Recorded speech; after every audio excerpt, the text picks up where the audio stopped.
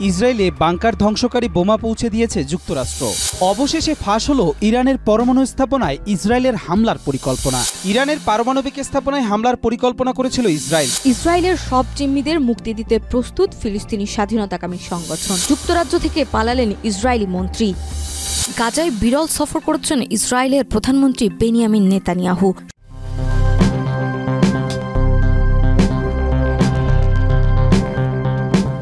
ইসরায়েলে বাংকার ধ্বংসকারী বোমা পৌঁছে দিয়েছে যুক্তরাষ্ট্র। তুরস্ক ভিত্তিক সংবাদ মাধ্যম আনাদোলু জানায়, ইসরায়েলের রাষ্ট্রীয় সম্প্রচার সংস্থা KAN এর তথ্য অনুযায়ী গত 24 ঘন্টায় 9টি মার্কিন সামরিক পরিবহন বিমান এই বোমাগুলো নিয়ে ইসরায়েলের নেভাতিম বিমান ঘাঁটিতে অবতরণ করেছে। এই অস্ত্র সরবরাহের পেছনে সম্ভাব্য কারণ হিসেবে ইসরায়েলি গণমাধ্যমগুলো বলছে, যুক্তরাষ্ট্র ও ইরানের মধ্যে চলমান পারমাণবিক আলোচনা ভেঙে পড়ার আশঙ্কা থেকেই এই পদক্ষেপ নেওয়া হয়েছে। ভবিষ্যতে কোনো মার্কিন ইসরায়েলি যৌথ সামরিক অভিযানের সম্ভাবনার কথা মাথায় রেখে যুক্তরাষ্ট্র এ ধরনের প্রস্তুতি নিচ্ছে বলে ধারণা করা হচ্ছে। যদিও ইসরায়েল এই অস্ত্র গ্রহণের বিষয়টি নিশ্চিত করেছে, তবে ওয়াশিংটনের পক্ষ থেকে এখনও আনুষ্ঠানিকভাবে কোনো প্রতিক্রিয়া পাওয়া যায়নি। কালার এক্সপার্ট, জর্জ স্যাপ এবং মাইল্ড অন হ্যান্ডস টেকনোলজি সমৃদ্ধ অরিক্স ক্রিস্টাল ওয়াশ আপনার নন। বাংকার ভাঙার বোমা মূলত ভূগর্ভস্থ কড়া প্রতিরক্ষা ব্যবস্থার বিরুদ্ধে ব্যবহৃত হয়। এই ধরনের বোমা গভীরভাবে মাটির নিচে থাকা লক্ষ্যবস্তু ধ্বংসে সক্ষম। সাধারণত বাংকার একটি সুসংগঠিত সামরিক প্রতিরক্ষা কাঠামো, যা বোমা ও গোলাবারুদের আঘাত থেকে সেনা সদস্য ও গুরুত্বপূর্ণ যন্ত্রপাতিকে সুরক্ষা দেয়।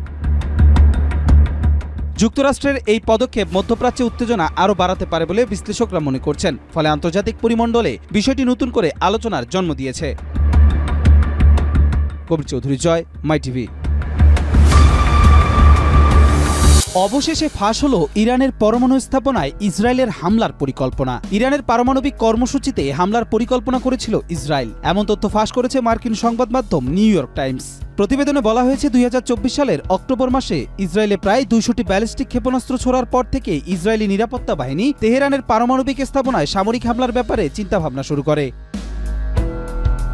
ফাঁস হওয়া এসব পরিকল্পনাকে ইসরায়েলের ইতিহাসের অন্যতম গুরুতর সামরিক তথ্য ফাঁস হিসেবে দেখছেন দেশটির একজন জ্যেষ্ঠ কর্মকর্তা। প্রতিবেদনে তেহরানের পারমাণবিক স্থাপনাগুলোতে আঘাত করার কয়েকটি সম্ভাবনার কথা উল্লেখ করা হয়েছে, যার মধ্যে রয়েছে একটি যৌথ মার্কিন ইসরায়েলি পরিকল্পনা। এটি হয় একটি বিশাল বোমা হামলা অভিযানের মতো দেখাবে, অথবা বিমান হামলা এবং কমান্ডো অভিযানের মাধ্যমে সম্মিলিত আক্রমণের মতো দেখাবে, যেমনটা ইসরায়েল সিরিয়ার ভূগর্ভস্থ স্থাপনায় করেছিল। তবে যুক্তরাষ্ট্রের সম্মতি ছাড়া তারা এগোতে প্রস্তুত ছিল না।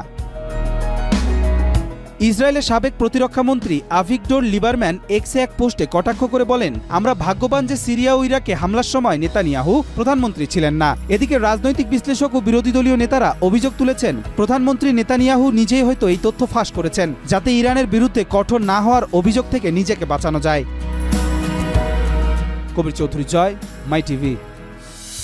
ইরানের পারমাণবিক স্থাপনায় হামলার পরিকল্পনা করেছিল ইসরায়েল, তবে তা বাস্তবায়নের আগেই থামিয়ে দেন মার্কিন president Donald Trump. New York টাইমসের এক প্রতিবেদনে জানানো হয়েছে, ইসরায়েল মে মাসে ইরানের পরমাণু স্থাপনাগুলোর উপর হামলার পরিকল্পনা করেছিল। তাদের লক্ষ্য ছিল ইরানের পারমাণবিক অস্ত্র তৈরির সক্ষমতা 1 বছর বা তার বেশি সময়ের জন্য পিছিয়ে দেয়া। তবে এমন হামলার আগে যুক্তরাষ্ট্রের সামরিক সহায়তা চেয়েছিল তেল আবিব। কয়েক মাস আলোচনার পর ট্রাম্প শেষ পর্যন্ত কূটনৈতিক পথে এগোনোর সিদ্ধান্ত নেন। তিনি ইরানের সঙ্গে একটি চুক্তির মাধ্যমে পারমাণবিক কার্যক্রম সীমিত করার উদ্যোগ নেন। এদিকে যুক্তরাষ্ট্র ও ইরানের মধ্যে নতুন করে পারমাণবিক আলোচনা শুরু হয়েছে। রোমে 19 এপ্রিল অনুষ্ঠিত হবে দুই পক্ষের দ্বিতীয় দফার আলোচনা। প্রাথমিক বিভ্রান্তির পর ইরানের রাষ্ট্রীয় টেলিভিশনে জানানো হয়, ভেন্যু ঠিক হয়েছে ইতালির রাজধানী রোম। ওমান থাকছে মধ্যস্থতাকারী হিসেবে। এর আগে মাস্কাটে পরোক্ষ বৈঠকে অংশ নেয় উভয় পক্ষ, যেখানে প্রতিনিধি দলদ্বয় আলাদা কক্ষ থেকে আলোচনা করে। এ সময় জাতিসংঘের পরমাণু পর্যবেক্ষক সংস্থা IAEA এর প্রধান রাফায়েল গ্রোসি সতর্ক করে বলেন, ইরান পারমাণবিক অস্ত্র অর্জনের খুব কাছাকাছি অবস্থানে রয়েছে। ফরাসি পত্রিকা লে মন্ডকে দেয়া এক সাক্ষাৎকারে তিনি বলেন, ইরান টুকরো টুকরো প্রযুক্তি জড়ো করছে, একদিন তা একত্রিত করতে সক্ষম হবে। এই আশঙ্কা অস্বীকার করার উপায় নেই। কবির চৌধুরী, জয়, মাই টিভি। ইসরায়েলের সব জিম্মিদের মুক্তি দিতে প্রস্তুত ফিলিস্তিনি স্বাধীনতাকামী সংগঠন, তবে তার জন্য ইসরায়েলকে দিয়েছে শর্ত ও কড়া হুঁশিয়ারি। কিছুদিন আগেও যেখানে ইসরায়েলের যুদ্ধবিরতি শর্তে নারাজ ছিল সংগঠনটি, সেখানে হঠাৎ জিম্মি মুক্তিতে রাজি কেন তারা? কি শর্ত দিচ্ছে ইসরায়েলকে? আদেও কি ইসরায়েল সেসব শর্ত মানতে রাজি হবে? গাজায় স্থায়ী যুদ্ধবিরতি ও ইসরায়েলি সেনা প্রত্যাহারের শর্তে সব জিম্মি মুক্তি দিতে প্রস্তুত ফিলিস্তিনি স্বাধীনতাকামী সংগঠন। 17 এপ্রিল এক টেলিভিশন ভাষণে একথা জানান সংগঠনটির শীর্ষ নেতা ও আলোচনাকারী দলের প্রধান খলিল আল হাইয়া। রয়টার্সের প্রতিবেদন অনুযায়ী খলিল আল হাইয়া জানান, ফিলিস্তিনি স্বাধীনতাকামী সংগঠন কোনো অন্তর্বর্তীকালীন চুক্তিতে রাজি নয়। গাজায় স্থায়ী যুদ্ধ অবসান, বন্দী ফিলিস্তিনিদের মুক্তি এবং গাজার পুনর্গঠনের বিনিময়েই তারা একটি পূর্ণাঙ্গ চুক্তির আলোচনায় প্রস্তুত। তিনি অভিযোগ করেন, ইসরায়েলের প্রধানমন্ত্রী বেনিয়ামিন নেতানিয়াহু রাজনৈতিক স্বার্থে গাজায় যুদ্ধ চালিয়ে যাচ্ছেন এবং স্বল্পমেয়াদী চুক্তির মাধ্যমে গণহত্যা ঢাকার চেষ্টা করছেন। তার মতে যতদিন দখলদারিত্ব চলবে ততদিন প্রতিরোধও চলবে। এদিকে ইসরায়েলেও যুদ্ধ বন্ধের দাবিতে আন্দোলন চলছে। রিস্টার্ট ইসরায়েল নামে একটি প্ল্যাটফর্মে 1,20,000-এরও বেশি মানুষ যুদ্ধ ও বন্দী মুক্তির দাবিতে 43টি পিটিশনে স্বাক্ষর করেছেন। তাদের মধ্যে রয়েছে সেনা, গোয়েন্দা কর্মকর্তা, লেখক, শিল্পী এবং সাবেক প্রধানমন্ত্রী এহুদ বারাক। নাজমা, মাই টিভি। যুক্তরাজ্য থেকে পালালেন ইসরায়েলি মন্ত্রী।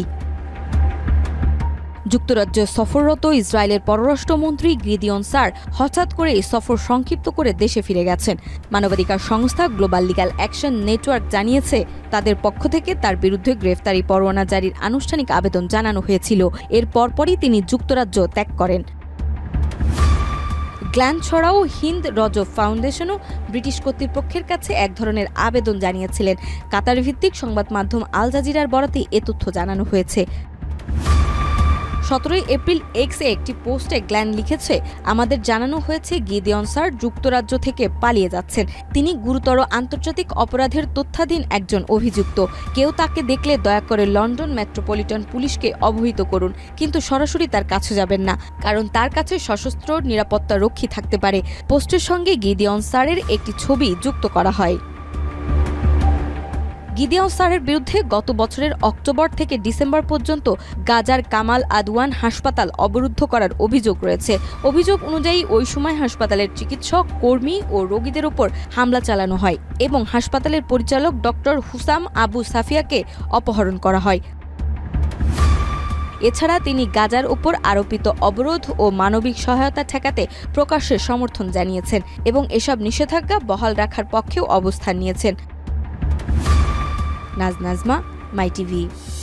গাজায় বিরল সফর করেছেন ইসরায়েলের প্রধানমন্ত্রী বেনিয়ামিন নেতানিয়াহু। শুধু সফর করে ক্ষান্ত হননি এই বর্বর শাসক, ফিলিস্তিনি স্বাধীনতাকামী সংগঠনকে দিয়েছেন কড়া হুঁশিয়ারি। তার এই হুঁশিয়ারির সুর ধরে কি আবারও বর্বরতা দেখাবে ইসরায়েল? সত্যি কি গাজাকে ধূলিসাৎ না করে থামবেন না জালিম দখলদার নেতানিয়াহু ও তার বাহিনী? ইসরায়েলের প্রধানমন্ত্রী বেনিয়ামিন নেতানিয়াহু বিরলভাবে গাজা উপত্যকা সফর করেছেন। 15 এপ্রিল উত্তর গাজা সফরে তিনি ইসরায়েলি সেনাদের সঙ্গে সাক্ষাৎ করেন এবং হামাসকে আরও আঘাত হানার হুঁশিয়ারি দেন।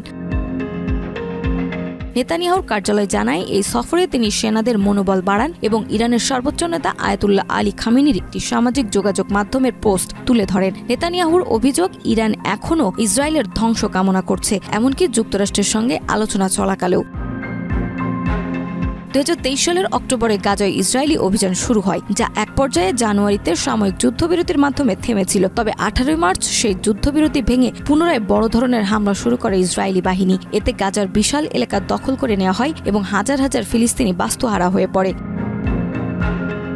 ইসরায়েলি কর্তৃপক্ষের তথ্যমতে বর্তমানে গাজায় 58 জন জিম্মি রয়েছে, যাদের মধ্যে প্রায় 24 জন জীবিত বলে ধারণা করা হচ্ছে। নেতানিয়াহু বলেন, কেবল সামরিক চাপের মাধ্যমে তাদের মুক্ত করা সম্ভব। গাজা স্বাস্থ্য মন্ত্রণালয়ের হিসাবে ইসরায়েলি হামলায় এখন পর্যন্ত 51,000 ফিলিস্তিনি নিহত হয়েছে। আহত হয়েছে প্রায় 1,16,000 মানুষ। প্রশ্ন থেকে যায়, কোথায় এই নৃশংসতার শেষ? নাজমা, মাই টিভি।